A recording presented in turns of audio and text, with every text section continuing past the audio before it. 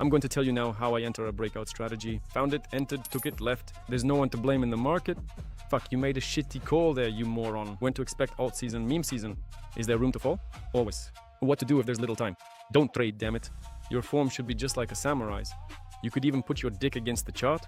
If you can profit from it, then trade. Damn, good job. Find what you like and just fall in love with it.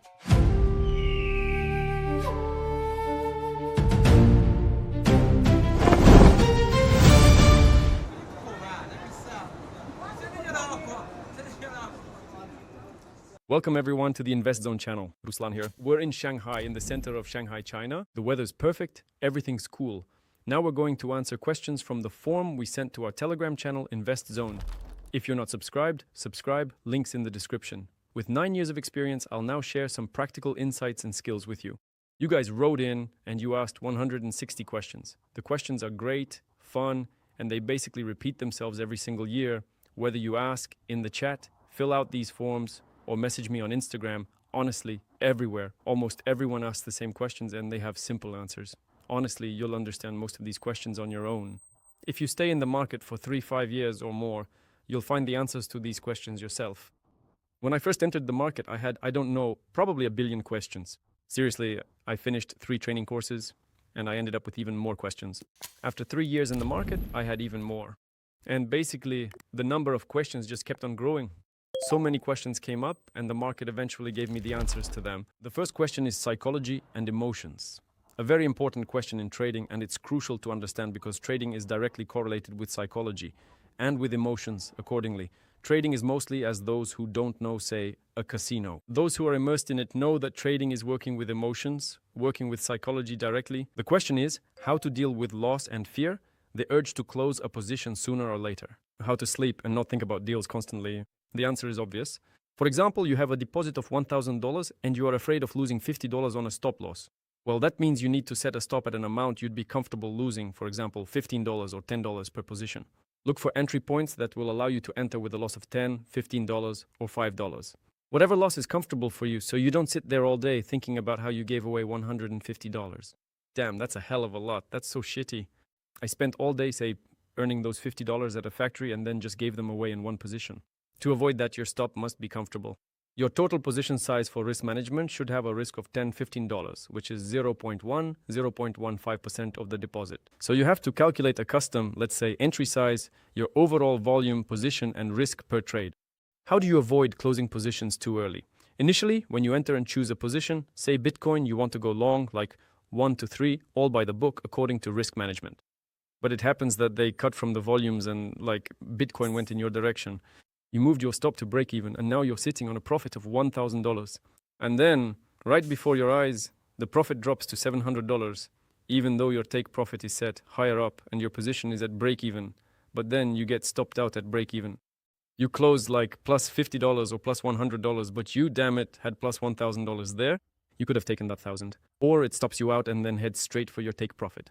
There are many such cases in the market where you close and the market reverses, going exactly where you originally planned. This is absolutely, normal. It's not like you made a mistake or calculated the position incorrectly. You can't guess the market. Whether it goes up or goes down, in the market you can control your loss, but you cannot control your profit. You can't say, I'll enter now and damn it, make 1,000. Well, you can say it, but you can't just make it happen. If you made money, it's just a coincidence, a bit of luck. You can control your loss. When you enter the market, you tell yourself, I will control my risk per trade. $15 out of 1,000 is 1.5%, okay? Yes, it's acceptable. I won't worry. I'll lose $15 and won't even remember it tomorrow. So, to stay in a position until take profit, it likely all comes down to following risk management. For instance, I shared 2 posts. Here's Bitcoin and Ethereum. I was using 200 times leverage on cross margin with $7,500. Bitcoin closed at $73,000 and Ethereum closed at $37,600. With leverage, I had a position of $760,000 on Ethereum and 1.5 million on Bitcoin. Was there a drawdown? There was at one point. I think Ethereum was like minus 22 and Bitcoin was minus 30. The total drawdown was minus $50,000. I was trading without a stop. I was on cross margin and held through the loss and then just bought in very well. I posted in the Telegram channel where I'm expecting a correction and I bought more there. So I entered with 1/3 at first, bought more on the correction in the gray block. You can also check it out, scroll through. Then, accordingly, Bitcoin took off. I was actually waiting for it to hit like $70,000 and Ethereum at 2,000 plus, but I closed it yesterday before bed. $100,000 is not bad, I think, considering those two positions were $15,000 each. And did I want to close earlier? Yeah, probably, yeah. If I had closed earlier, there would be nothing wrong with that. As they say, any profit is better than a loss. Better a $1 profit than a $1 loss. So I don't think it's somehow wrong or against the rules to close a position ahead of time. If you closed in the green, then that's great. Man, you should be happy about it. You'll find another entry point later and what? You'll enter again. Then again, I don't know what your strategy is. Your strategy is positional, maybe some kind of delta neutral. You're farming your fundings there and closed not where you wanted. Or maybe your strategy is scalping, breakout trading. I don't know what your strategy in the market is at all. Everyone has their own strategy. Closing a position before the take profit is normal. There is nothing wrong with that. How do you sleep peacefully? You need to lower the trade volume until you feel comfortable. That's all. Question: do you feel emotions on open large positions? When and why do you close? Do you over leverage risk? There's always adrenaline, but when you've been in the market for 5+ years, and I've been in for 9 years, that feeling dulls a bit, those emotions, they fade away. This, by the way, carries over to life in general. It's not just in the market that you end up having no emotions. And it's the same in life. You're like happy about something, but it's somehow, inside like that. The joy happens inside you. You just don't really feel it on the outside. Maybe it's just my personality, but basically I think it's more or less the same for all traders who've been in the market for 10 years. The emotions are just burned out. The market burns out emotions. And again, there's nothing wrong with that. So emotions, when on large volumes, I feel them, I over leverage risk. Not often, but it happens. But then again, let's say it's my strategy, my approach. That's why I managed to make multiples of the deposit. That's why it happens that I can just take 50%, like 20 positions, and lose 50% of the deposit across all 20 positions. Does it hurt? It hurts. It's fucking painful. Especially if your volume is like not $10,000 and not $100,000, but like $1 million or several million. It's just incredibly painful. Again, I'm doing all this cleaning up myself. I could have worked in a more conservative positional way with 2 times leverage, sitting back, hedging, and just enjoying life. But for me, it's boring. I don't like it. It's not my approach. Everyone has their own character in the market, their own approach, their own, let's say, vision. A turning point and the urge to quit trading. The question is, when was the turning point in crypto? Did you want to quit trading? I need to clarify. Of what? Of the deposit, the market approach, or in terms of time? Like, I've been at it 9 years. My turning point came after 3 years. Probably when I had my first turning point, let's say, I had a realization, it hit me. I realized that trading is very cool. It's profitable. And in trading, everything depends on you. In trading, you can never say, I messed up because of him. Well, you could say, yeah, Trump, I went long on Bitcoin. Trump struck Iran. Trump imposed 50% tariffs on some country, and the market went down. You can say that, but just because you say it or blame someone like Trump or whoever, your deposit won't come back. And if you lost your money, you lost it. Over time, you go through thousands of such situations in the market, and you eventually realize that only you are to blame, not some Trump or Iran or another country or an influencer who thinks the market will go up. That guy already went long. You followed his advice, but the market went down. And often when beginners enter the market, they try to say something to influencers like, damn, you gave a shitty call there, you idiot. If I gave a call, I entered it too. I'm also down, and not by $2 or $20, but by $20,000 or $200,000, damn it. So don't you even start talking shit to me. And nobody's asking you to copy me. I like that there is no one to blame in the market. In the market, you are the only one to blame. And again, we come back to the fact that you need to manage risk management.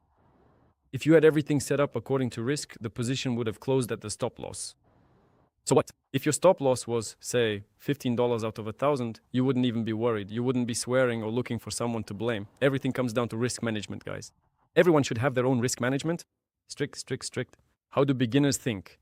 They enter the market with $1,000 and think, I'll make quick money now, ignoring risk, and then I'll start trading properly. This is one of the biggest psychological, let's say, mistakes and traps when you think like that. If you do it this way from the start, you'll do it the same way on any deposit. Believe me, I've been through it. I thought that when I had a $100 deposit, I thought that when I had $100,000. I thought the same way when I had a deposit and $1 million. It was the same approach. All of this comes with experience. I watched videos where traders would open up. Traders with 5 years, 3 years, 10 years, some even 20 years of experience. And they all say practically the same thing. But I watched that and didn't fully grasp it. But now I realize it. Everything comes down to the fact that you need to follow risk management. And did I ever want to quit trading? No, never. I have never in my life wanted to quit trading. I always want to trade more.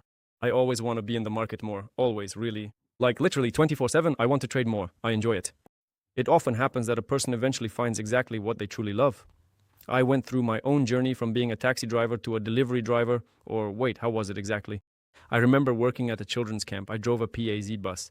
You know, the PAZ buses, they have those in Russia. I drove those. I drove a Kamaz and the ZIL 131st. And damn it, I drove a taxi in my clunker that I bought for 25,000 rubles. It barely moved. People were afraid to get in it, but screw it. I drove a taxi in it, damn it. But at least it was my own car. I worked as a loader, a security guard, and at the checkout. Damn, I've worked everywhere. I worked construction in Korea. I've walked my path, and I found what I love. If you found what you love, you'll never want to leave it. You'll want to stay even more, want to understand it better. And that's how it works, I guess. People who've reached billions of dollars in market cap, those really cool guys, they say find what you like and just fall in love with it even more. Well, I found what I love. I fell in love with it, so that question never even came up, even when I lost almost all my money. Right at this moment, I'm sitting in a drawdown of minus $144,000. Right now, considering I closed Bitcoin at plus 100 and more, I'll show you later. Later, by the way, yeah, stay until the end. Like the video, leave a comment, share your opinion. Have you ever had this? I'm addressing this question right now. Do you have moments like the one in the question I'm explaining? Maybe you handle them differently. It'll be very interesting to hear, to gather that experience. Beginners, the question is when and how to learn trading. The most effective approach, how to learn trading. Take some courses. I don't teach courses. In 9 years, I've never once sold a course, not once in my whole career, and most likely never will. I don't enjoy it. I enjoy trading myself. I don't enjoy teaching. There are those who can teach. They actually make pretty good money, by the way, and then there are those who can't teach. I haven't tried it and I don't want to. It's not for me, I just don't want to. You'll find the most effective approach after you study 5 types of trading. Take a bit from here, a bit from there, a bit from over there. You'll test this foundation over thousands of trades, tens of thousands of hours, and then you'll have the most effective market approach, your own. What to do if you have little time. Don't trade. How to find your trading system. What to use for full realization. Again, guys, you need to take courses. Books at the start, I don't recommend reading because, as they say, you'll look at the book and see nothing, damn. Or how does it go? Topics like that will be there, you'll be lost. Read the book after a year of trading, after 2, after 3, especially reread it. For example, I was in the market for 5 years. In 2021, I read the book. In 2022, trading in the zone. Understood it, but not fully. Read it later, understood it. I fucking got it big time. It's like the book was written just for me. If you've been in the market for a while, made some mistakes, my advice is read the book. I think Mark Douglas, Trading in the Zone, if I'm not mistaken. A book on psychology. At first it'll seem, when you read it, like it's kind of stupid, but read to the end. It's very thin, it's a very easy read, read to the end, and then after a year, after 2, read it again if you're in the market. It'll just blow your mind. The book will just feel like it was written about you, specifically about you. Actually, it just collects all the most common beginner mistakes. You asked 160 questions. I exported them, sent them to Grok and said structure them. He only wrote 16 questions. So imagine 10 to 1. 10 questions written practically the same, just with different, text, different meaning. Actually, the meaning is the same, but the questions are plus minus like this. Anyway, he structured only 16 questions for me, and I accordingly say question answer. He writes me a question about how to find your trading strategy, what you use for full realization. Answer, only through thousands of screen hours. Take an idea, definitely adapt it for yourself, even if you measure it with your dick, as long as it works. It's about the result, not about blind copying. Damn, I agree with him. I always say, even if you stick a dick on the chart, if you can pull a profit from it, then trade, fuck, you're a legend. They'll even shake your hand. Whatever you're using, if it works, then it's cool. How do you identify breakouts, pick entry points, and trade market structure? These questions are mostly asked by those who've been in the market for a short time. Because if you've been in the market for a long time, you have your own strategy, you don't ask such questions. Like maybe I can give a real life example to make it, let's say, clear, on a bike. So here you are now, here's the bike and you. Right now you're not on the bike, and you're asking how to ride a bike. I'll explain it to you now, but you won't really understand shit. You get on, ride, fall, get up, fall again. And do that 10, 20, 50 times a week, ride for a month. And then you'll ride up to me on that bike on the back wheel and say, bro, look what I learned to do. All 3 of these questions are premature. I'll tell you how I enter breakout strategies, though I've explained it a ton of times on my Telegram channel, probably 30 times. I even sent it in video format and mentioned in my market reviews how I find breakout formations and breakout structures. Check out our Telegram channel and study it. We're always happy to help. Elliott Waves, Fibonacci, reversals. Question, do the waves work? How to use a reversal and enter safely after it. Do you use Fibo? Fibo, yes, it's a good auxiliary tool. Elliott waves, they work. Reversal formations work depending on the market, the segment, and the wave. Again, that's Elliott for you. I won't explain the Elliott theory to you. It's better to go through it yourself. My foundation is Elliott, and I think it's one of the strongest fundamental bases in crypto. Now I trade purely based on the chart for about 4 years now, maybe 5, give or take. 4 years, yes, I've been steadily trading just the chart. I rarely check which wave it is, but it's clear anyway, even without mapping out the waves. I look at corrections like flat, zigzag, irregular, or broken ones. There are a lot of those too. I still try to trade pure structure without anything, without any auxiliary tools. I use Fibo very actively. Fibo is for calculating where a correction or take profit might potentially land, so I don't set it exactly at 0.618 or 1.618, but a bit early in the area between 0.5 and 1.618 or 1.618 to 0.786. Those are the Fibo levels, and very often, yes, that's exactly how it works out. So guys, if you want to see for yourselves if waves work, they work if you have the right approach. Risk management and position size. Question: how do you calculate position volume? The less money you have, the more time you spend in the market, you need to calculate position volume based on your risk management. If your loss per trade is 0.1% of your deposit, you calculate the volume and entry point based on that 0.1% loss of your total deposit. When to expect alt season and meme season? Meme season, actually, well, like it's not that, let's say, extensive, but it's happening, for example, on Robinhood. Coins on Solana shot up really well there. There was even something on Base when Brian Armstrong, changed his avatar and then fucking removed it. Well, like, it's so cringe there, of course. The Base ecosystem doesn't understand at all how to pump memes. They're totally clueless, even though they have a lot of resources. Meme season. I don't have much to say about memes, but I'll occasionally pick something up. Yeah, we had that insane FOMO when we saw the Anthem cap at just $350,000. The next day, the cap was 500, and a day later it flew to 50, and then it flew to 150. Usually I take something like that to test it, like for a grand on average. Well, I take from $100 to $1,000. If I'd put in $100, I would have walked away with $1 million from there. I had FOMO about that. So guys, I don't know when alt season will be, nobody knows, but most likely they're expecting it by fall. But I want to note, we've been saying this for 3 fucking years in a row, since 2023. We've been waiting for the damn alt season every fall. Some in the spring, some in the fall. I don't know, I have no idea. Actually, if you're a trader, you don't care at all when alt season is. You trade any chart whatsoever. The market falls, you short. The market rises, you long. Whether Bitcoin costs $1 or $1 million, you'll still be longing and shorting it. What's the difference? Longed it, shorted it, made money, bought something, and just stack your USDT. But apparently, there are a lot of alts right now. Look, here's how to identify a bounce, not an alt season. I don't know when alt season will be. The market falls very often, yeah. If you look at the global format like this, it'll just keep falling like that. Then a so-called fading zone begins. That's according to technical analysis. A buying zone at this volume, at this bottom, it's like, slowly rounding out. Large buying volumes are coming in. Buying volume is coming in, meaning the market maker or a big player is building a position, then there's a spike, some small correction, a change of hands, and then further growth. When I first came to Nikita's podcast, I was talking about Link. I sat right there and said, I'm waiting for $50,000 from Link. I want it all. That whole zone for 1.5 years. I was buying it up, buying Link, spot and futures, and then it shot up. I closed the positions, took a bit over $50,000, just like I wanted. I took it and just look for zones like that. Buy them for the long term because I don't know where else. DOT was at 40. Now it's worth 80 cents. And ADA was, for example, $1, and now it's worth 1 cent. Everything has dropped 100-fold. It has simply dropped 100-fold. If I entered the spot market in 2023, right? And you entered now, you just entered 100 times better than I did. There's always room to fall. Until crypto hits zero, there's room to fall. But it's better to get in, for example, not financial advice right now, rather than 3 years ago when people thought alt season would be in 6 months. Just keep buying little by little. If you're building a spot portfolio, specific coins. Question: forecast for ASTER, Pump, NEAR, Sol, Ripple, and so on. From that whole list, I'm choosing Pump, NEAR, Solana, AI, vibe coding, and the future. Question: thoughts on AI agents and trading.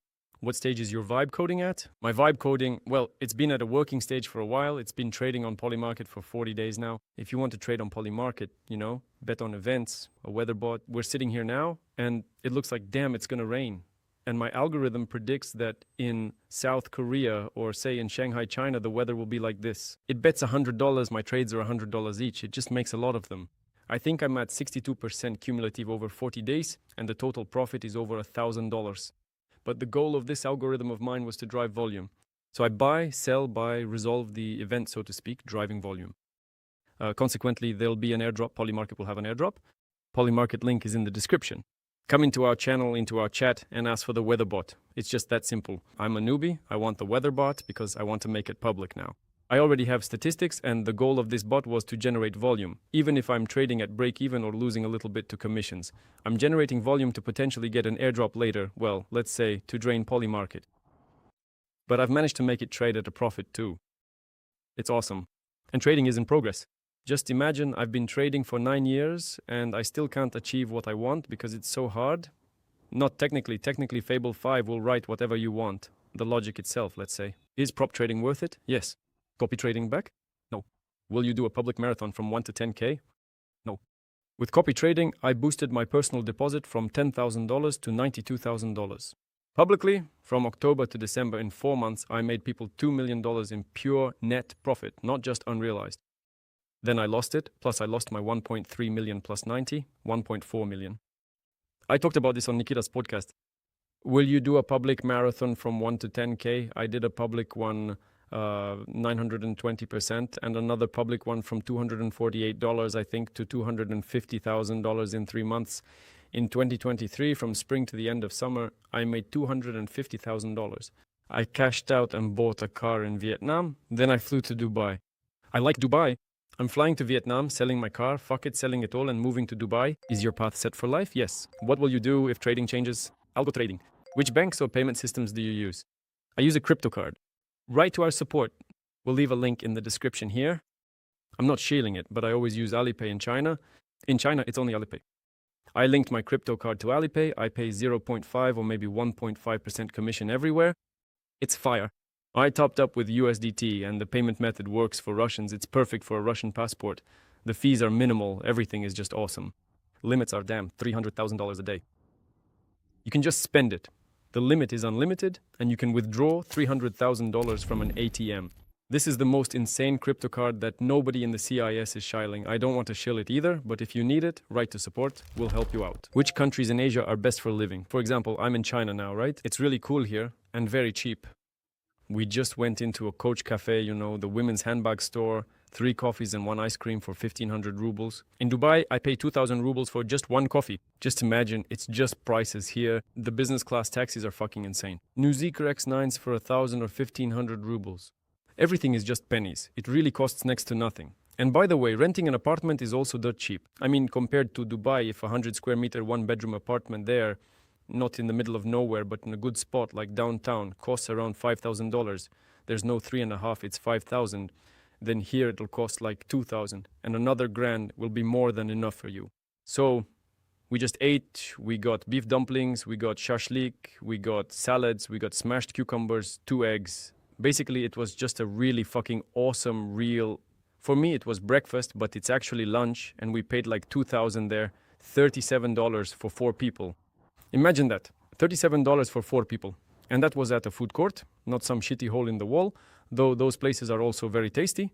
Actually, I really prefer eating in those little joints rather than in restaurants. The vibe there is just great, I love it, and I've never once in my life gotten food poisoning at those joints, even in the most sketchy looking places. I've eaten there and never gotten sick, but in restaurants, I've been poisoned more than once and paid 100 times more.